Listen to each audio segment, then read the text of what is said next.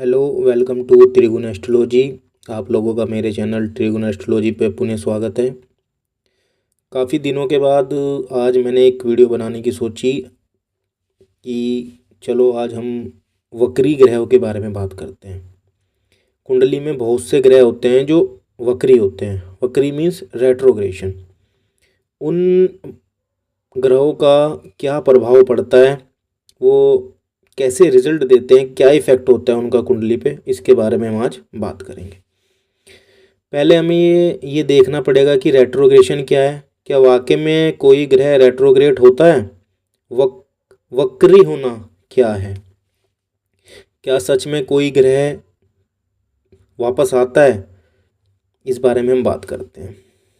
देखिए, वक्री ग्रहों के बारे में बता दूं कि वक्री होता क्या है।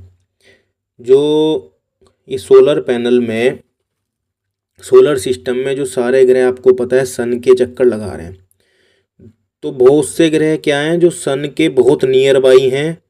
उनका जो मूवमेंट है वो बड़ा फास्ट है, बिकॉज वो सन के बहुत नियर हैं। सन की ग्रेविटी की वजह से वो सन का चक्कर बहुत जल्दी लगा लेते हैं। कुछ प्लैनेट हैं जो सन से काफ़ी दूर जा रहे हैं, अर्थ से भी दूर जा रहे हैं। जैसे जो सन के पास मरकरी है, वीनस है, अर्थ है, फिर मून है, फिर मार्स है, मार्स के बाद जुपिटर है और सैटर्न है। तो सैटर्न, जुपिटर अर्थ से भी दूर है और सन से भी दूर हैं, तो इनको सन का एक चक्कर लगाने में काफ़ी टाइम लगता है। और जो मरकरी है वो सन का एक चक्कर बहुत तेज़ी से लगा लेता है। तो सोलर सिस्टम में कुछ प्लैनेट हैं जिनको इनर प्लैनेट बोला जाता है और किसी को बोला जाता है आउटर प्लैनेट। तो जो मैं इनर प्लैनेट की बात करूँ, इनर प्लैनेट में जो आएंगे वो प्लैनेट है मरकरी, वीनस। और जो आउटर प्लैनेट हैं वो चले जाएंगे मार्स, जुपिटर और सैटर्न। तो आपको पता है कि जो अर्थ है वो 365 दिन में सूर्य का एक चक्कर लगा लेती है। वहीं पे जो मरकरी है वो 88 दिन में सूर्य का एक चक्कर लगाता है। तो यानी कि ये बहुत फास्ट मूविंग प्लेनेट है। अर्थ जो काम एक साल में कर रही है वो लगभग ये 90 दिन में करता है। तो यानी कि अर्थ के एक चक्कर होने पे ये सूर्य के लगभग 3 चक्कर लगा लेगा। यानी कि मरकरी फास्ट मूविंग प्लेनेट होने की वजह से अर्थ से पहले अर्थ को लगभग एक साल में 3 बार क्रॉस कर देगा। तो जो अर्थ का मूवमेंट है और जो मरकरी का मूवमेंट है वो एक दूसरे से क्या हुआ, अर्थ स्लो है तो अर्थ ना पीछे आती हुई नजर आएगी। मरकरी जब आगे निकल रहा होगा चक्कर लगा के तो अर्थ ऐसा लगेगा अर्थ स्लो हो गई। तो ये जो स्लो मूवमेंट है विद रिस्पेक्ट टू अर्थ या फास्ट मूवमेंट है विद रिस्पेक्ट टू अर्थ, ये रेट्रोग्रेड प्लैनेट को ऐसे दिखाता है कि प्लैनेट मरकरी रेट्रोग्रेड हो गया। एक्चुअली मरकरी तो तेज चल रहा है। अब 88 या 90 डेज में जब वो एक चक्कर लगा लेगा सन का, तो यानी कि मरकरी अर्थ के एक साल में यानी कि 365 दिन में 3 बार वक्री हो जाएगा कुंडली में आपकी, क्योंकि वो बहुत फास्ट मूविंग प्लेनेट है। अब अगर मैं बात करूं दूसरे प्लेनेट की, जो इनर सरफेस का दूसरा प्लेनेट है वो वीनस है। वीनस 225 दिनों में सन का चक्कर लगा लेता है। यानी कि ये भी अर्थ से थोड़ा तेज चल रहा है। यानी कि ये हर 19 महीने में एक बार रेट्रो जरूर होगा, 40 से 43 दिनों के लिए। ठीक है, क्योंकि इसकी भी स्पीड अर्थ से थोड़ी ज़्यादा है। अब बात करते हैं आउटर प्लैनेट की, जिनका स्पीड प्लैनेट अर्थ से बहुत कम है। जैसे मार्स की बात करें, मार्स 687 डेज में एक चक्कर पूरा करता है। यानी कि अर्थ इसको क्रॉस कर देगी एक बार। जब मार्स को अर्थ क्रॉस कर रही होगी अपने मूवमेंट की वजह से तो मार्स मूवमेंट में पीछे आता हुआ नजर आएगा। अब मैं वक्री प्लेनेट का अगर उदाहरण दूं तो मैं ऐसे बोल सकता हूँ, मान लीजिए कोई दो कार किसी रेस में हिस्सा ले रही हैं, तो जो एक कार है जिसने दूसरी कार को हाई स्पीड की वजह से पीछे कर दिया, तो जो हाई स्पीड वाली कार है उसके रेस्पेक्ट में दूसरी कार पीछे आती हुई नजर आएगी। तो ऐसा लगेगा कि जो दूसरी कार है वो पीछे आ रही है, जबकि रियलिटी में तो वो उसी मूवमेंट से आगे जा रही है, बस उस पहली कार के विद रिस्पेक्ट वो स्लो नज़र आ रही है। ऐसे मान लीजिए जैसे कि दो एथलीट हैं, भाग रहे हैं 100 मीटर की रेस, उसमें एक एथलीट ने जब दूसरे एथलीट को पिछाड़ा, तो जो पहला एथलीट हाई मूवमेंट की वजह से आगे जा रहा है, तो दूसरा एथलीट पीछे आता हुआ नज़र आ रहा है, तो वो वक्री कहलाता है। एक्चुअल में हो क्या रहा है कि वो सब अपने ऑर्बिट में ही चक्कर मार रहे हैं। अब जैसे मैं आउटर प्लैनेट जुपिटर की बात करूं, तो जुपिटर को एक राउंड लगाने में सन का लगते हैं 12 साल, अर्थ के 12 साल, यानी कि वो मूवमेंट में अर्थ से बहुत पीछे है। तो यानी कि पृथ्वी उसको क्रॉस करेगी तो वो पीछे आता हुआ नजर आएगा। तो यानी कि जुपिटर एक साल में वक्री जरूर होता है 4 महीने के लिए, इसी वजह से। अब मैं दूसरे प्लैनेट सैटर्न की बात करूं, सैटर्न 30 साल में एक राउंड पूरा करता है सन का, और वो भी अर्थ के विद रिस्पेक्ट। जब ये इतना टाइम लगा रहे हैं सन का एक रिवोल्यूशन पूरा करने में, तो ऐसा लगेगा कि सन इनको क्रॉस, मतलब अर्थ इनको क्रॉस कर रही है, अर्थ इनको क्रॉस कर रही है, तो ये पीछे जाते हुए नजर आएंगे, तो बोलेंगे कि सैटर्न वक्री हो गया है। तो ये भी होता है, एक साल में एक बार शनि जरूर वक्री होता है, वो भी 4 या 4.5 महीनों के लिए वो वक्री होगा आपके चार्ट में। तो जो प्लैनेट वक्री हो जाते हैं उनका कुंडली में क्या इफेक्ट बदल जाता है, यानी कि जो प्लैनेट वक्री हो जाते हैं आपके चार्ट में उनका इफेक्ट क्या आता है आपके ऊपर। तो मान लीजिए जैसे अभी मैं बात करता हूँ, राहु केतु हमेशा वक्री रहते हैं, क्योंकि राहु केतु कोई प्लैनेट नहीं है, वो नोड हैं चंद्रमा के। एक्चुअली हो क्या रहा है, चंद्रमा जो चक्कर लगा रहा है वो पृथ्वी के लगा रहा है, और जो पृथ्वी का साउथ और नॉर्थ नोड है वो राहु केतु कहलाते हैं। तो वो हमेशा एक एक्सिस पे रहते हैं, अपने से 180 डिग्री रहते हैं, इसलिए वो हमेशा वक्री रहते हैं।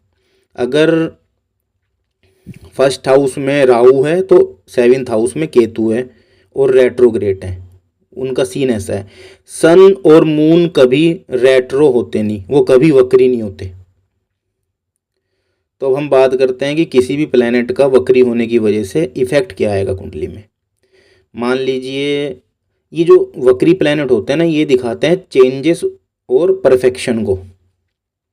किसी भी प्लैनेट का वक्री होना उस प्लैनेट से रिलेटेड जो भी इवेंट होते हैं, जो भी कारक तत्व वो प्लैनेट लेके चलता है, उसमें बहुत रैंडम चेंजेस करवा देते हैं, या उस प्लैनेट के कारक तत्वों का बड़ा परफेक्शन दे देते हैं।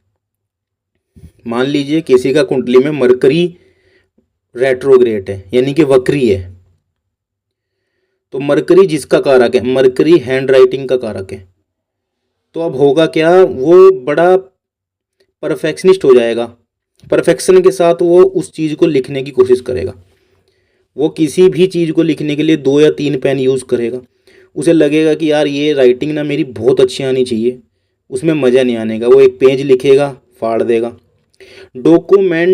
डॉक्यूमेंटेशन के लिए बड़ा परफेक्शनिस्ट हो जाएगा मरकरी रेट्रोग्रेड वाला। उसको अपने डॉक्यूमेंट संभालने का मतलब इतनी ओसीडी हो जाएगी एक तरीके से। मरकरी से जुड़े हुए हर काम को परफेक्शन में करना चाहेगा।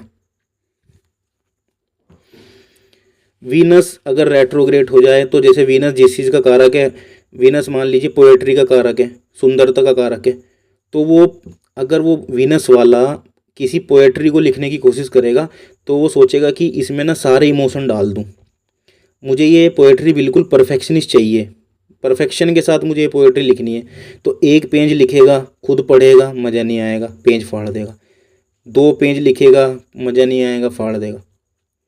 तो हो क्या रहा है यहाँ पे, रेट्रोग्रेड प्लैनेट डिले भी कर रहे हैं, डीले इसी वजह से वो कर रहे हैं क्योंकि उनको चाहिए परफेक्शन। जैसे वीनस वाला पोएट्री लिख रहा है तो 10 पेज लिखेगा, 20 पेज लिखेगा, फाड़ देगा जब तक उसे खुद मज़ा नहीं आने वाला, जब तक उसे वो फील ना आए। उसे परफेक्शन चाहिए उस पोएट्री में।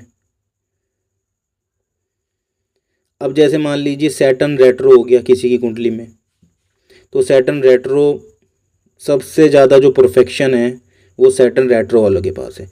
उन्हें हर काम में परफेक्शन चाहिए, बिना परफेक्शन के वो काम कर ही नहीं सकते। अब इसीलिए सैटर्न डिलेस का कारक बन गया, क्योंकि अगर आपको किसी चीज़ में परफेक्शन चाहिए तो टाइम लगेगा ही लगेगा। किसी भी काम में परफेक्शन चाहिए तो टाइम लगेगा। तो जो सैटर्न रेट्रोग्रेड है वो हर काम को डिले कर देगा। सैटर्न रेट्रोग्रेड हर कर्म को चेंज करेगा। चेंजेस भी एक क्वालिटी है रेट्रोग्रेड प्लैनेट की। तो सैटर्न, अगर सैटर्न किसी का 6th हाउस में है तो वो जॉब बहुत रैंडम चेंज कराएगा। उसे जॉब में सेटिस्फेक्शन नहीं है, उसे हर जॉब में परफेक्शन चाहिए। परफेक्शन अगर नहीं मिल रहा जॉब में, उसे बिल्कुल क्वालिटी वाली जॉब चाहिए। अगर परफेक्शन वाली जॉब उसको नहीं मिलेगी तो जाहिर सी बात है वो डिले हो जाएगा, वहाँ पे वो काम, वो कर्म डिले हो जाएगा।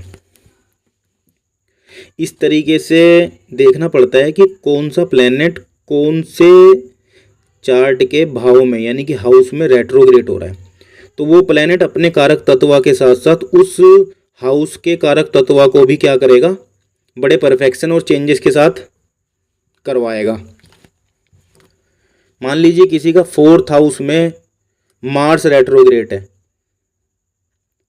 तो मार्स क्या करेगा, आपके स्कूल चेंज करा देगा, क्योंकि 4th हाउस स्कूल का है, स्कूलिंग का है। आपके रैंडम स्कूल चेंज होंगे। 4th हाउस घर का है, आपके रैंडम घर चेंज करा देगा। मार्स रेट्रोग्रेड आपको बॉडी बिल्डिंग में परफेक्शन देने की कोशिश करेगा कि भाई मुझे बिल्कुल परफेक्ट बॉडी चाहिए, मतलब हर चीज़ का रेशियो होना चाहिए, मेरे पास एब्स भी होने चाहिए। मार्स रेट्रोग्रेशन आपको उस परफेक्शन की तरफ ले जाएगा बॉडी बिल्डिंग के। अब मान लीजिए सैटर्न रेट्रोग्रेड है और उस व्यक्ति को आपने खाना बनाने के लिए रसोई में छोड़ दिया, तो वो बड़े परफेक्शन से खाना बनाने की कोशिश करेगा। उसे हर चीज़ चाहिए उस खाने के अंदर जो पड़ेगी।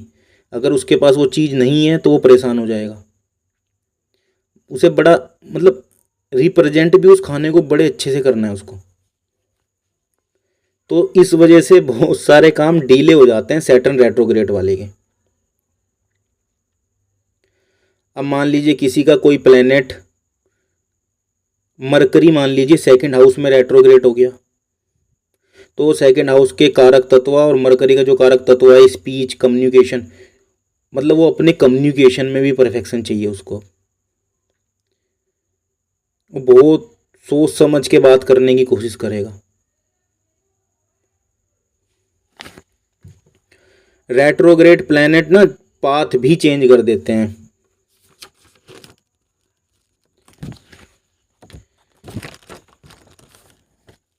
रेट्रोग्रेड प्लैनेट री इवेल्युएशन करवा देते हैं, इंट्रोस्पेक्शन करवाते हैं। बार बार आप पिछली बातों के बारे में सोचेंगे, पास्ट के बारे में बहुत ज़्यादा सोचने लगते हैं वो लोग। आप हर काम को बार बार री इवेल्युएट करने की आदत डाल लोगे कि शायद ये काम मैंने सही किया कि नहीं, इसको इवेल्युएट करके देखता हूँ।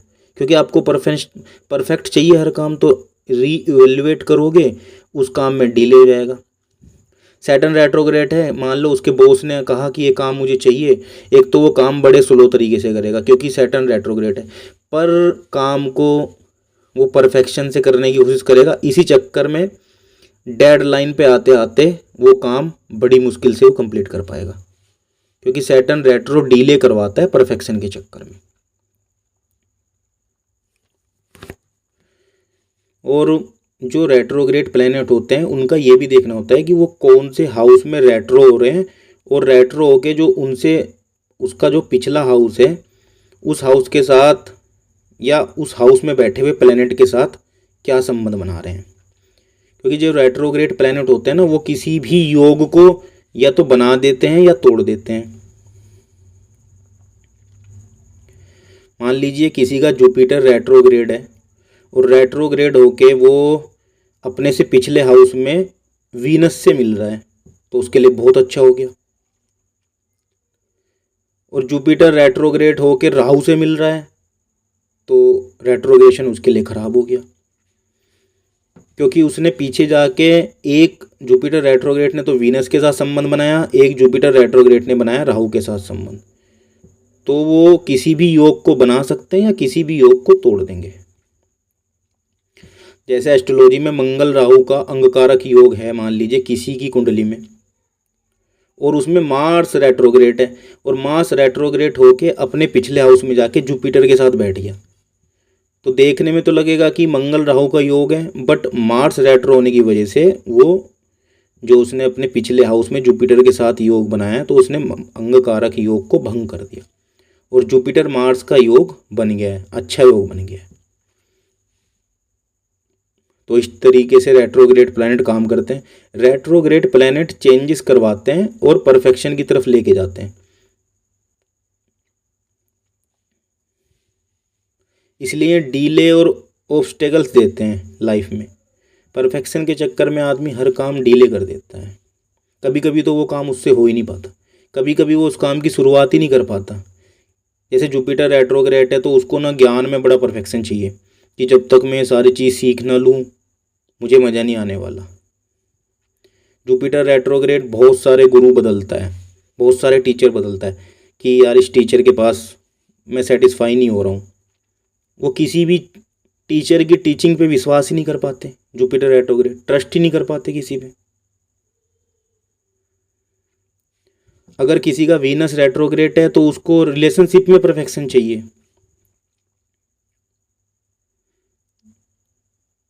वो ऐसी रिलेशनशिप ढूंढता फिर रहा है हाइपोथेटिकल, अरे यार ये मुझे वाइफ परफेक्शन वाली चाहिए, ऐसी हो वैसी हो, इसमें ये क्वालिटी होनी चाहिए, देखने में ऐसी हो, वीनस रेट्रोग्रेड।